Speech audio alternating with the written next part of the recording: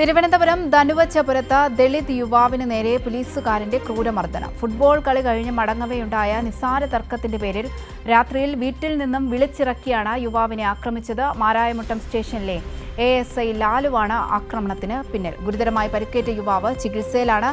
ഉദ്യോഗസ്ഥനെതിരെ പരാതി നൽകിയിട്ടും കേസ് അട്ടിമറിക്കാൻ പോലീസ് ശ്രമിക്കുന്നതായി കുടുംബം ആരോപിച്ചു.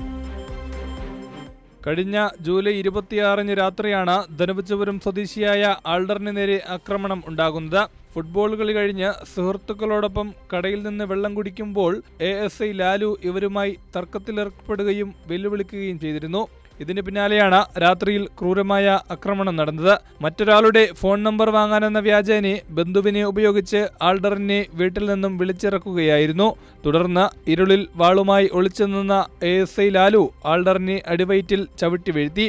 കഴുത്തിൽ വാൾ വെച്ച് ഭീഷണിപ്പെടുത്തുകയും വാളിന്റെ മറുപുറം കൊണ്ട് കഴുത്തിലിടിക്കുകയും ചെയ്തു. ഒച്ചകെട്ടെത്തിയ അമ്മയെ തള്ളിമാറ്റിയായിരുന്നു അക്രമം.